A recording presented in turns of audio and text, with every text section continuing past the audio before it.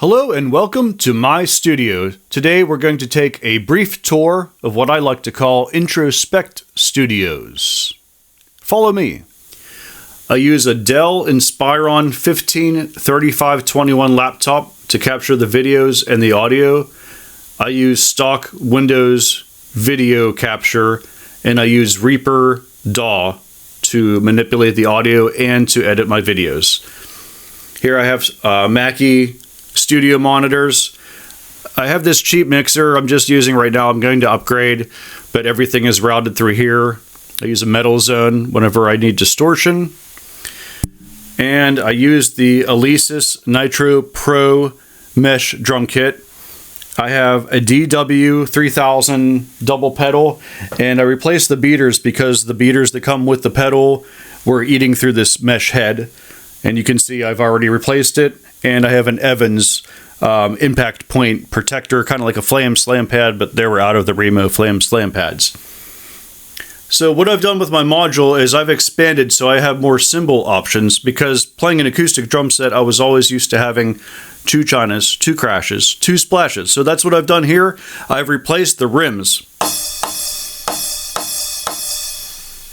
in their cymbals, and I can change those however I'd like them. I have a china here. Another splash here. And those are pan left, right. This is a china. It's a crash. And I have another big crash on the right. You get that bell sound if you hit it with the shoulder, just like an acoustic cymbal. So now you can see we're in the Reaper digital audio workstation. I first laid down a rhythm guitar track, and that's always the structure bass and the time bass. Here's the second guitar track, and then a third. There's 3 primary guitar tracks in this song, Hungarian Minor. There's also bass guitar. It's recorded with a click track, which I then take back out for the final mix. I use a Focusrite Scarlett 2-input, 2-output digital audio interface. This guitar is a Fender Squier Stratocaster with compression. There's a 4-to-1 with a pretty slow attack, about 20 milliseconds, and reverb, no other effects. This is a Fender Precision Squier bass. Same thing, just compression. I'll throw some tambourine in there for some ambience. Also, it helps with the time bass because I take that click track out when I render this file. And depending on the song, I'll need some kind of time bass because I no longer have access to the Reaper workspace once I record the drums for the video.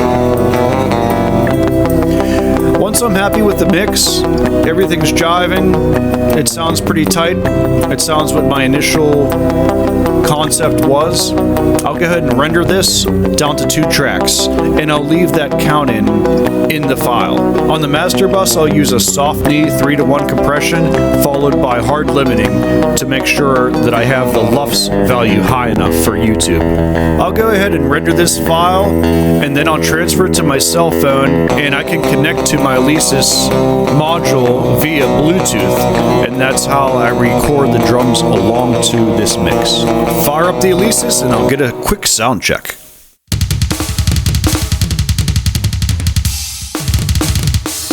I have to be careful of how loud the drum sound is in proportion to the mix.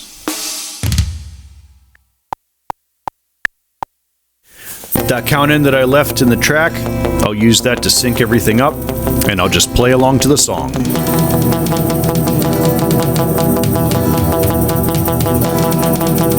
Most of the time I can get a good take in, I don't know, 3 or 4 takes. Once I get a good take, I will import that video back into Reaper, and I will play along with the bass and guitar and vocals, so the audio you're hearing is actually from the initial multi-track session, not from the video. The video of the drums is the only audio that you're actually hearing as it was recorded. For all the other instruments, it's just me playing along. I'm not going to show the video editing here. As you can see, it's pretty straightforward. I use all the stock plugins in Reaper to set up a grid of videos, and then I'll synchronize using that click track that I left in the initial file, and then I'll upload to YouTube. Thank you for watching and listening. Please like and subscribe if you like my content.